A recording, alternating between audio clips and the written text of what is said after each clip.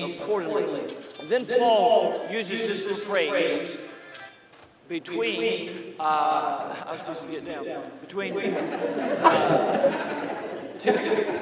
two other phrases, as we have received mercy. Therefore, seeing we have this ministry, now watch it there, as we have received mercy. Put that in between the other two phrases there. This phrase, I think, is a connector, connecting this. Therefore, seeing we have this ministry, and we faint not. Look at your Bible. Seeing we have this ministry, and then we faint not. In between that, he uses that little phrase, as we have received mercy. Very interesting there. Not to faint means not to lose heart. The word mercy there means favor, it means benefits, it means opportunities. The word mercy there means favor, it means benefits, and it means opportunities. Now, tonight, we have a ministry. We have a ministry. Now, why do we have this ministry? There's a lot of ministries inside of this ministry. And there is a temptation when you and I are ministering or serving in this ministry to faint. It's a temptation to faint, to lose heart. When the heart is gone, it's all gone. When the heart is gone, it's all gone. That's why people say, with all my heart. Why they say that? Because they know it's in the heart. They feel to the degree of their feelings is in the heart. So we must make sure that this ministry that God has given us is always alive and well. But if the heart is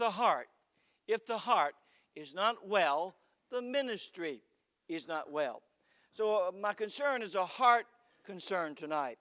I'm not really too much concerned with the harassers coming in and disrupting the church. I'm not really concerned with bad people bad-mouthing us in the area or with those type of things. I suppose the main concern would be you and I losing heart in the ministry that God has given us at Hillcrest Bible Baptist Church. Of all the things that Paul could have named that would hinder the ministry. Watch me now.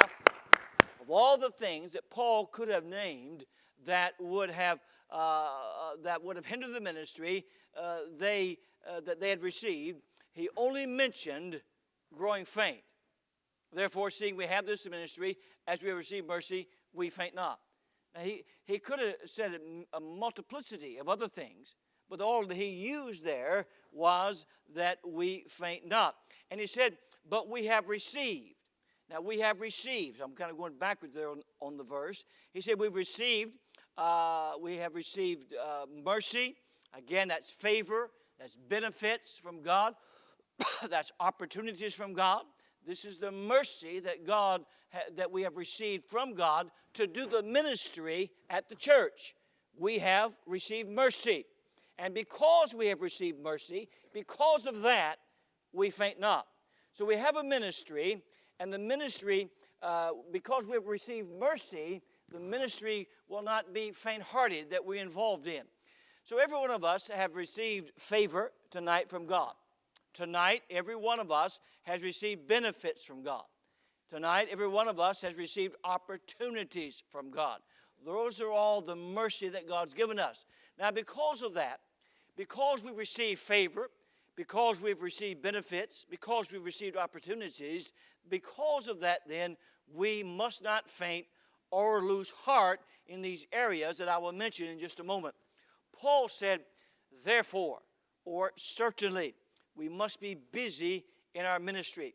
There are hearts tonight in the ministry at Hillcrest that if they're not faint, they're headed that way.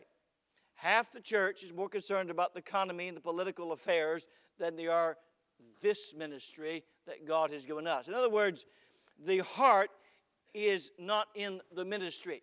And as a pastor, I have to be careful here. I can see my heart waning from time to time. I have to grab a hold of it and grab her back. The same thing would be true in a bus ministry, in a children's church, in a nursery, in the choir, in the 4 to 5-year-olds downstairs, or Pastor Pirate, every what it may be, every what ministries are inside of the ministry of Hillcrest, we have to make sure that they're in good shape. We have to make sure that our hearts are in the ministries that we're involved in. We have to make sure that we're not losing heart. Paul said, I don't want you to lose heart. Now, the heart, in other words, the heart's not in the ministry when that happens. We have this ministry. Why? To minister to people. It seems like lately we just show up to church and we feel like we've done what we're supposed to do. First, I believe God has given us the ministry of duty. It's our duty. We in this ministry have a duty to perform because of the favor of God, because of the benefits of God, because of the opportunities of God. We are duty bound to be involved in the ministries of this ministry. It's my duty, is your duty to service. Why? Because this is the place that God has put me and God has put you. Why? In the area of duty. It's our duty to be where we should be. It's our duty to serve. It's our duty. Of course, I understand it's our blessing and privilege, but God has given us these areas or these ministries inside of the ministry of Hillcrest to reach people, to help people. The church is all about people. That's what it's about. I know it takes money to reach people and to pay the bills. I understand all that. I know that we have to have security teams. I know that we have to have fellowships, and I know that we have to have parties, and I know that we have to have these type of things going on. But still, all of that is to help people. And basically, the biggest job I feel like that the church should be involved in, I'm not saying this is true necessarily, but the biggest job that I feel like that we should be involved in, I'm not saying it's true for every church, but for this church I'm saying it's true, is the ministry of encouragement. When people get discouraged, they lose heart. You lose heart, you're out. So the biggest thing would be, and I'll talk about that in a little bit, the biggest thing would, of course, be the encouraging ministry. Duty. Duty is the impelling or controlling force of obligations, actions, or conduct required by one's profession or position. Let me read it again. Duty is the impelling or controlling force of obligations, actions, or conduct required by one's profession or position. The ministry of duty, that's our ministry. That's controlling force that moves me to obedience to my God, that moves me not to faint. Why? God's favor, His benefits, His opportunities that He's given me, keep me going in my duty. It is our duty to perform our ministry. Look at the Bible again. 1 Corinthians chapter 4, verse number 1. Therefore, seeing we have this ministry, now we have this ministry, Paul said you have this ministry, as we have received mercy. This is the big thing that we have next to the ministry. Paul said, this is your ministry, and then he said, because you have this ministry, as we have received mercy, or you could say God's given us mercy, because God has given us the mercy then, because of that, we faint not. Because of opportunities, because of that which lies before us. And so, number two, I'm going to go quickly because I want to be out here in a little bit because I'm hungry. Number two, we have the ministry of service. We have the ministry of service. Oh, we get to serve. We get to serve. I said in this ministry, we get to serve. I said we get to serve. I said we get to serve. Amen? We get to serve each other. We get to serve each other. I said in this ministry, we get to serve. Amen? All the service. The ministry of service. I want to serve because I receive mercy from God, and I cannot lose heart and become faint because of His mercy. I cannot lose heart and faint because of His mercy. God's favor, God's benefits, and God's opportunities that He's given me. God's favor, God's benefits, and God's opportunities. Because I have those three things from His mercy, I faint not. Why? Because I have an avenue to work. I have an opportunity. I have an opportunity to work. I have favor upon my life from God to serve. I have an opportunity to serve. I have the benefits of God to serve. You see, I have all that because I'm serving, because I'm in this ministry. And so God has favored me with the benefit of health and provided me with the opportunity to serve Him. God has favored me with the benefit of a good church and gave me the opportunity to grow here. God has favored me with the benefit of the ability and provided me with the opportunity to do something for Him through His local church. The whole purpose of receiving mercy was to turn around and give back to God through the avenue of service.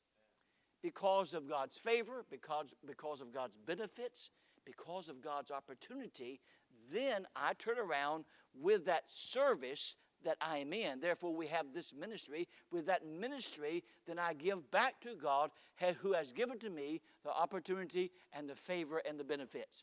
Then through my avenue of service, I give back to God who has given me the opportunity, the benefits, and the favor of God. I turn it around and I show my appreciation because of the ministry He's given me, and I put back into what He has given, which is the local church to me. The whole purpose of receiving mercy was to turn around and give it and give back to God. We have this ministry to serve. You put your heart back into it. The heart of the matter is there's no heart. But your heart is wounded oftentimes. Psalms 109, verse 22. The heart of the problem, somebody said, the heart of the problem is the problem of the heart. The heart of the problem is the problem of the heart. I like that phrase, and that's true. The heart of the problem is the problem of the heart. One night a cobbler dreamed that the next day Jesus was coming to visit him. The dream seemed so real that he got up very early the next morning and hurried to the woods, where he gathered green boughs to decorate his shop for the arrival of such a great guest. The cobbler waited all morning, but to his disappointment, his shop remained quiet, except for an old man who limped up to the door, asking to come in for a few minutes of warmth. While the man was resting, the cobbler noticed that the old fellow's shoes were worn through. Touched by that, the cobbler took a new pair from his shelves and saw to it that the stranger was wearing them as he went on his way. Throughout the afternoon, the cobbler waited, but his only visitor was an elderly woman. He had seen her struggling under a heavy load of firewood, and he invited her in to his shop to eat. He saw to it that she had a nourishing meal before she went out on her way. As nightfall began, the cobbler heard a child crying outside his door. The child was lost and frightened. The old cobbler went out and soothed the youngster's tears, and with the little hand in his, he took the child home. When he returned, the cobbler was sad. He was convinced that while he had been away, he had missed the visit of his Lord. In his anguish, the cobbler cried out, "Why is it, Lord, that your feet delay coming to visit me? Have you forgotten that this was the day?" Then, soft in the silence, a voice he heard, "Lift up your heart, for I did keep my word. 3 times I came to your friendly door. 3 times my shadow was on your floor. I was the man with the bruised feet. I was the woman you gave food to. I was a child on the street that needed to go home." Jesus said, "Inasmuch as you have done it to one of the least of these little ones, you have done it to me." You see, it's like this. It is an impossibility to serve Jesus without serving people. It is impossible to serve God without serving those whom He loves. Service, yes, it's a very big thing. We have the ministry of vision. We cannot lose heart and faint in our vision. We must keep it before us. The vision must stay out there because of the favor, because of the benefits, and because of the opportunity that God has afforded us with, which all includes in that one word, mercy. Because of that, God has given us. Vision helps to see past tonight. Vision helps to realize why we do what we do with our kids. Vision helps our youth to keep looking longingly at the future. Vision keeps us giving for the future. Vision keeps us working for the future. Vision causes us to see what we cannot see. Vision will keep us living and healthy. Vision makes today more bearable. Vision, it's foresight. Vision is imagination. Vision, it's insight. Vision, it's anticipation. Vision, it's our ministry. We must not faint in this area of our vision. I was outdoor knocking yesterday with David Cobley for a while in Winfield. And my mind went back to when Phil used to run the bus down there years ago, and somebody else used to run the bus besides Phil. And wouldn't it be a wonderful thing one day for our church to have a bus ride in Winfield? Do you know how many kids are in Winfield? Do you know how many of them are riding buses to a church in Winfield? I think it's that number. Of all the children that are in Winfield, they do not have a bus that picks them up and brings them to church.